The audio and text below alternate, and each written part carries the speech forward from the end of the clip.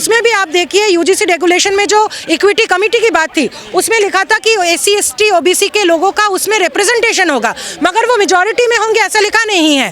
तो जो UGC regulation है वो भी अपने आप में काफ़ी डाइल्यूटेड और एक वीक एक्ट था।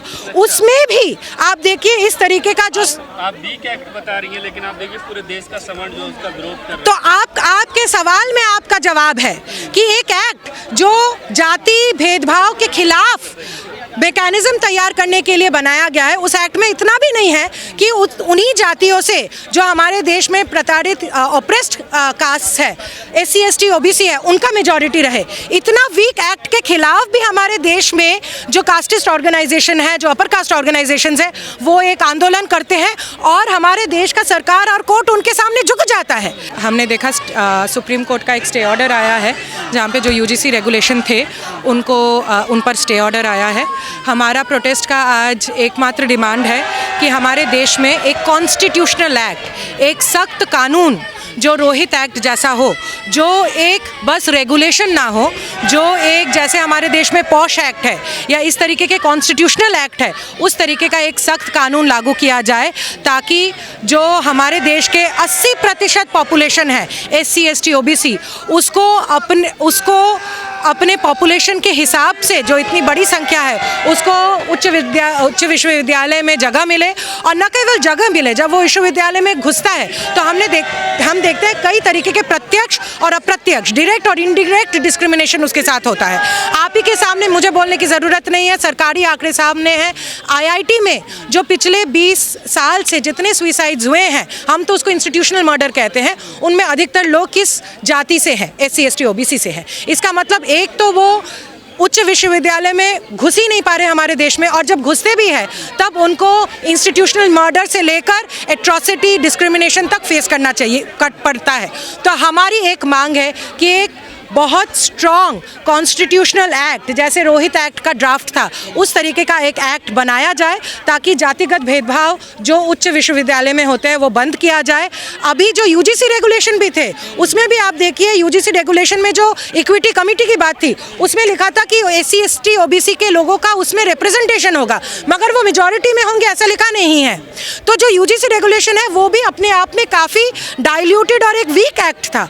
उसमें भी आप देखिए इस तरीके का जो आप वीक एक्ट बता रही हैं, लेकिन आप देखिए पूरे देश का समाज जो उसका विरोध कर रहा है। तो आपके सवाल में आपका जवाब है कि एक एक्ट जो जाति भेदभाव के खिलाफ मैकेनिज्म तैयार करने के लिए बनाया गया है, उस एक्ट में इतना भी नहीं है कि उन्हीं जातियों से जो हमारे देश में प्रताड़ित ऑप्रेस्ड कास्ट है, एससी एसटी ओबीसी है, उनका मेजॉरिटी रहे। इतना वीक एक्ट के खिलाफ भी हमारे देश में जो कास्टिस्ट ऑर्गेनाइजेशन है, जो अपर कास्ट ऑर्गेनाइजेशंस है, वो एक आंदोलन करते हैं और हमारे देश का सरकार और कोर्ट उनके सामने झुक जाता है।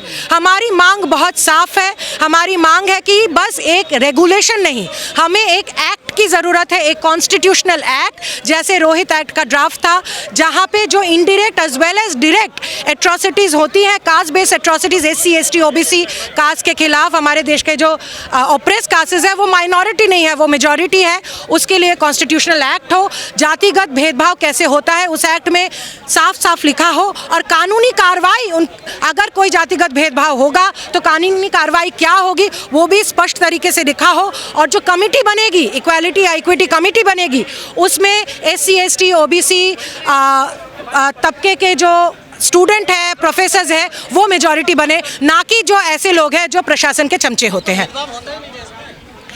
हमारे देश में एससी एसटी ओबीसी की पॉपुलेशन क्या है?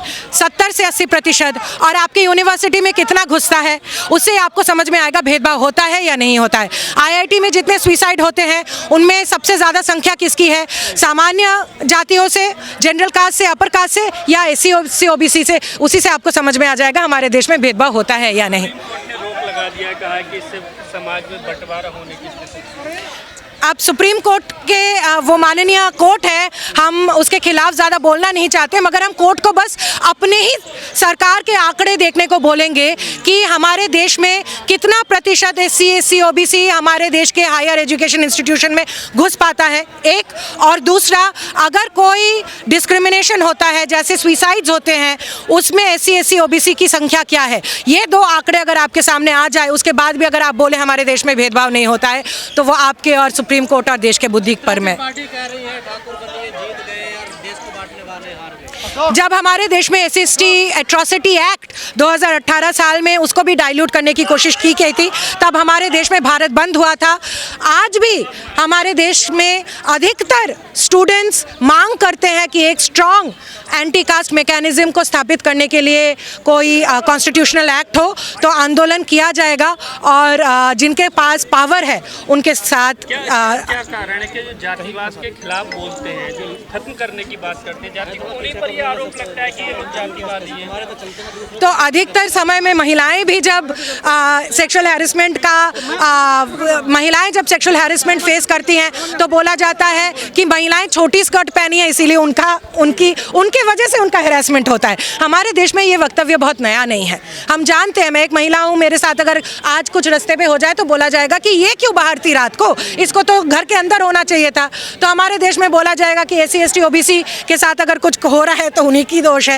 ये हमारे देश में बहुत दिनों से चलता है, मगर हमारा तो मांग स्टेट और कोर्ट से है कि वो आंकड़े देखें, हमारे आंकड़े नहीं, सरकारी आंकड़े, कितना प्रतिशत SC ST OBC हमारे देश में हायर एजुकेशन इंस्टीट्यूशन में घुस पा रहा है, both as students and as professors. और सेकेंड ऑफ ऑल, जो हमारे देश में सुसाइड्स हो रहे हैं उसमें अधिकतर जो जाति है वो किसकी है। बस मैंने ये जो भेदभाव का ऊपर एक किताब लिखा है, 15 साल मैंने रिसर्च किया है, वो रिसर्च का नतीजा एक किताब का रूप में आया है।